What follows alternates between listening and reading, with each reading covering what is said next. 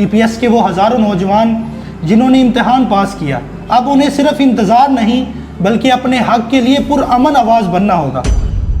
अब ज़रूरत है अमल की, इत्तेहाद की और शिफाफियत की। इब्तिदा है रब्बे जलील के नाम से जो इंसान को अकल, हौसला और शऊर अता करता है। दोस्तों, सच यही है कि अगर निज़ाम बदलने में देर हो रही है तो हमें अपने अंदाज़े जद्दोजहद को बदलना होगा। EPS के वो हज़ारों नौजवान जिन्होंने इम्तिहान पास किया, अब उन्हें सिर्फ इंतज़ार नहीं बल्कि अपने हक़ के लिए पुरअमन आवाज़ बनना होगा। अब वो वक़्त गुजर गया कि जब हम फ़ाइलों, वादों के पीछे छुपे रहते थे। अब ज़रूरत है अमल की, इत्तेहाद की और शिफाफियत की। हम हुकूमत के ख़िलाफ़ नहीं बल्कि हुकूमत के साथ मिलकर हल चाहते हैं।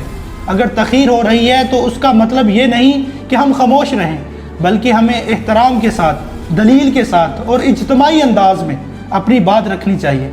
आसिन इकबाल साहब से मुलाकात उसी सिमत की एक मुस्बत आगाज़ थी। हम चाहते हैं कि उनकी वजारत मनसूबा बंदी और बैनुल सूबाई राब्ते के दरमियान HRD और OIC की मौजूदा खला को ख़त्म करने का किरदार अदा करें, ताकि जो नौजवान 3-3 साल से इंतज़ार कर रहे हैं उन्हें इंसाफ और मौका मिल सके। और अगर ये अमल सुस्त रहे तो EPS के नौजवान को सोशल मीडिया पर अपनी बात मुहज़्ज़ब अंदाज में उठानी होगी। ट्विटर, फेसबुक, यूट्यूब यही आज की आवाज़ के प्लेटफॉर्म हैं। आवाज़ उठाना जुर्म नहीं बल्कि शऊर की अलामत है, क्योंकि जब एक पाकिस्तानी कोरिया जाकर ईमानदारी से काम करता है तो वो सिर्फ अपने लिए नहीं करता बल्कि अपने मुल्क के लिए फ़ख्र कमाता है।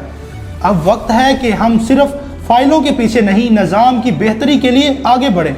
हम फसाद नहीं चाहते, हल चाहते हैं। EPS के नौजवान को अपनी आवाज़ खुद बनना होगा, अदब के साथ, इत्तेहाद के साथ और यकीन के साथ। अगर आप चाहते हैं कि हमारी ये आवाज़ ज़्यादा दूर तक पहुँचे तो हमारी वीडियोज़ को शेयर करें, अपनी राय कमेंट्स में दें और हमारा चैनल सब्सक्राइब करें, ताकि हम सब मिलकर इस आवाज़ को हुकूमत के अवानों तक पहुँचा सकें।